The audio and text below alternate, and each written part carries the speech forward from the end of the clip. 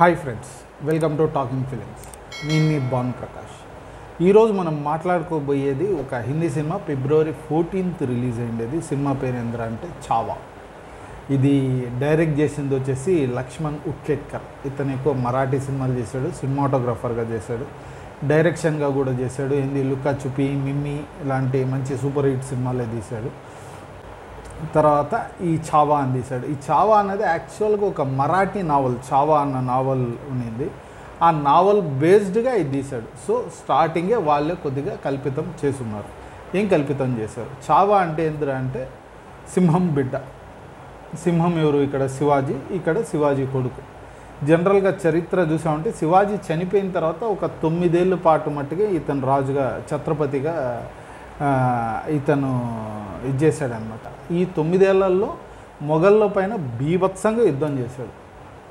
And మామూలు traditional యుద్ధాలు కాదు, మరాఠాస్ అంటేనే వీళ్ళు చేసేది గొరిల్లా వార్ఫేర్. దాన్ని పీక్స్కి తీసుకెళ్ళింది శివాజీ, బీభత్సంగా చేశాడు.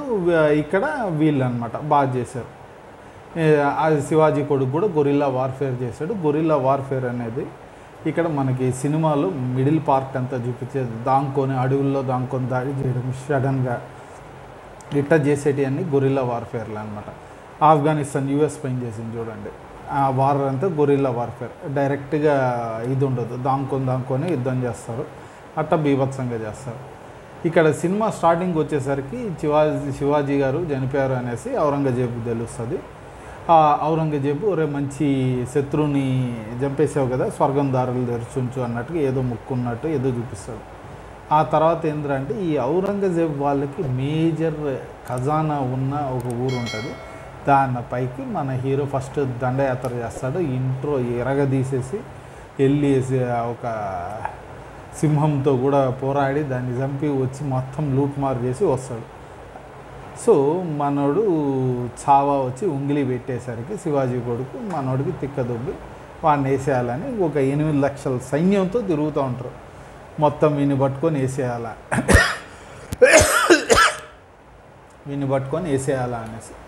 సో లాస్ట్కి వీళ్ళు ఏంద్రా అంటే పట్టుకుంటారు. ఔరంగజేబు వచ్చి చూసి వాడిని చిత్రహింసలు పెట్టి చంపారంటారు. కానీ చరిత్రలో వచ్చేసి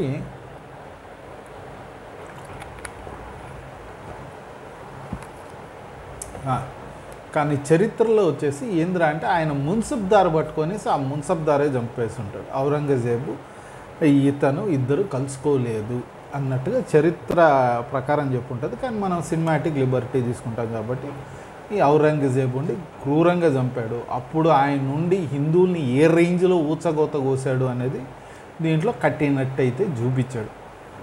ఈ సినిమా దీనికి వస్తే పాజిటివ్స్ ఏంటి? పాజిటివ్స్ మనం చూసాము అంటే హీరో అస్సలు హీరో సంపవతలు పడేశాడు. విక్కీ కౌశల్ బ్రహ్మాండంగా అనిపించింది. పర్ఫార్మెన్సు అంతా. ఇన్ఫ్యాక్ట్ డైలాగ్ రైటర్కి విక్కీ కౌశల్కి చాలా తక్కువ ఇచ్చినట్టు ఉన్నాడు.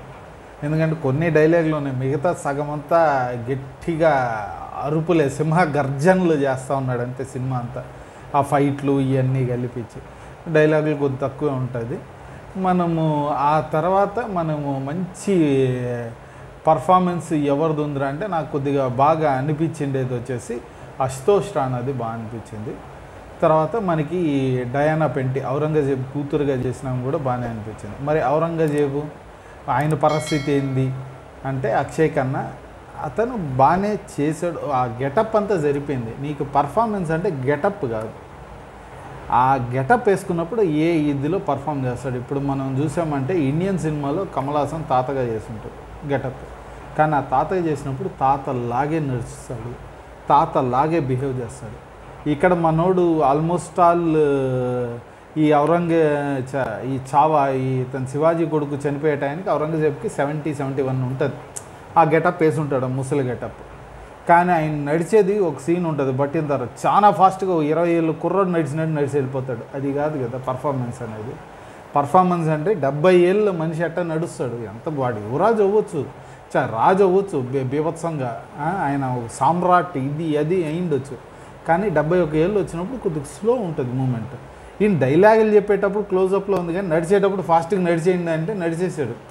ఆ మైండ్ సెట్ లేదు. ఎందుకంటే మనం కొన్ని ఇంటర్వ్యూలు చూస్తే కమల్ హాసన్ది ఒకటి తప్పించుకునేది ఉంటుంది, ఆయన స్లోగా చేస్తే ఆ ఏజోడు అట్టే చేస్తాడబ్బా అన్నట్టు డైరెక్టర్ని అసిస్టెంట్ డైరెక్టర్ని తిట్టాడు అన్నట్టు ఉంటుంది. ఇది కన్విక్షన్ ఉండాలి. ఆ కన్విక్షన్ ఈ క్యారెక్టర్లో అనిపించలేదు. కాకపోతే అక్షయ్ కన్నా గెటప్కి అతను స్లో డైలాగ్ డెలివరీకి అవన్నీ బాగానే ఉంది. కానీ ఆ నడిచే ఒక దాంట్లోనే నాకు కొద్దిగా తేడా కొట్టింది. కానీ ఇతనిది కూడా పర్లేదు, బాగానే అనిపించింది నాకు. ఇంకా రష్మిక మందాన ఉన్నంత వరకు ఆమె ఉంటుంది, డైలాగ్ చెప్తుంది, వెళ్ళిపోతుంది. ఆమె వరకు పెద్ద పర్ఫార్మెన్స్ చేసి స్కోప్ ఇచ్చే అంత దాంట్లో ఉందని అయితే నేను అనుకోను. కానీ ఉన్నంత వరకు ఏం చేయాలైతే అది చేసింది. సినిమా ఓవరాల్గా ఎలా ఉంది, మనకి ఫస్ట్ హాఫ్ ఇంట్రో బీభత్సమైన ఇంట్రో ఇస్తుంటాడు బాగా. క్లైమాక్స్ అంటే ఆ వార్ మనోడు ఇదైపోయిన తర్వాత లాస్ట్లో కొద్దిగా సాడ్ స్లోగానే పోతుంది. ఈ మధ్యలో గొరిల్లా వార్ఫేర్ అంటే స్టార్టింగ్ నుంచి యుద్ధాలే ఉన్నాయి. ఒక ఎమోషనల్ ఆ డ్రామా అనేది మటుకు నాకు చాలా మిస్సింగ్ అని అయితే అనిపించింది. సో అందుకనే లాస్ట్లో వాడిని ఉన్నాడు, చిత్రవదలు పెట్టాడు, ఆయన గర్జనలు చేస్తూ ఉన్నాడు, కళ్ళు బీకేస్తాడు. కానీ లాస్ట్లో అతనికి ఇంకొక అతనికి మధ్య షాయిరీ పోటీ జరుగుతుంది. అదైతే బ్రహ్మాండంగా అయితే డైలాగ్స్ రాస్తున్నారు. ఆ షాయిరీలు అయితే భలే అనిపించాయి. కానీ మధ్యలో ఓకే గొరిల్లా వార్ఫేర్ బాగానే చూపించాడు.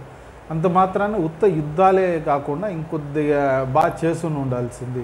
ఎందుకంటే మనం పాత సీరియల్ 90స్లో చూసినప్పుడు మనం ఒక చాణక్య కానీ తీసుకున్న, టిప్పు సుల్తాన్ టీవీలో వచ్చింది అది తీసుకున్నా కానీ యుద్ధం కాదు, ఆ డ్రామా ఎత్తుకు పై ఎత్తు, తంత్రాలు, మధ్యలో వెన్నుపోటు, ఇవన్నీ వాళ్ళు ఏమేం చేశారు ఆ డ్రామా ఎక్కువ నడుస్తుంది. అది మనల్ని ఆ టోస్ పైన ఉంటుంది, ఉత్త యుద్ధాలు పెడితే కాదు. అయినప్పటికీ ఇన్ని పెట్టినప్పటికీ ఏం లేకుండా యుద్ధాలు ఉన్నప్పటికీ జనాలు ఎగేసుకొని చూసేస్తూ ఉన్నారు.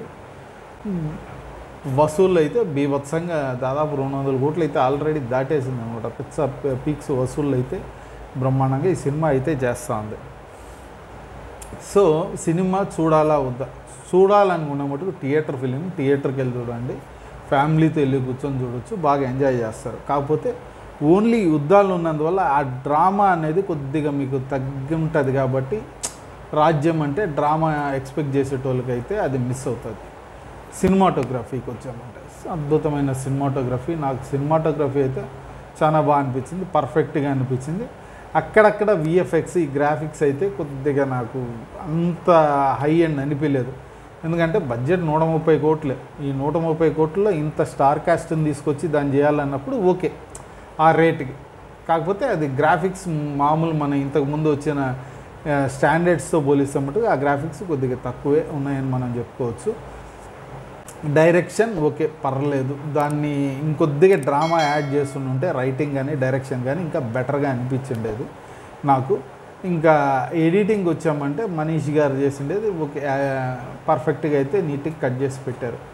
కానీ మ్యూజిక్, ఏఆర్ రెహమాన్ మ్యూజిక్ వచ్చి నాకు బిగ్గెస్ట్ డిసప్పాయింట్మెంట్ దీంట్లో. అసలు ఎందుకురా అంటే ఆయన జోధా అక్బర్ లాంటిది తీసుకున్నాడు, బ్యాక్గ్రౌండ్ స్కోర్ ఇప్పటికి అదిరిపోద్ది. అసలు ఆ టైటిల్ సాంగ్ షహన్షా ఇదని ఏ రేంజ్ ఉండేది, దీంట్లో వస్తే అసలు దాంతో పోల్చామంటే అది 100% ఉందంటే ఇది 1% ఉన్నట్టుంది. అండ్ కొన్ని దగ్గరలో నీకు ఆ టెక్నో, నీకు ఆ మోడ్రన్ బ్యాక్గ్రౌండ్ స్కోర్ వచ్చేస్తుంది. నాకు ఆ డ్రమ్స్, ఆ ఇది మనకు ఒక పాత ఈ రాజుల సినిమా చూస్తున్న ఎఫెక్ట్ అయితే నాకు అనిపించలేదు. So AR Rahman music biggest let down ఈ సినిమాకి. నాకైతే పెద్ద నచ్చలేదు. మీకు నిజంగా నచ్చిందా? ఆ మధ్యలో యుద్ధం చేసేటప్పుడు మోడ్రన్ మ్యూజిక్ వచ్చిండేది మీకు ఎక్కిందా? నాకైతే ఎక్కలేదు. ఎక్కిందా లేదో మీరు కింద కామెంట్స్లో రాయండి.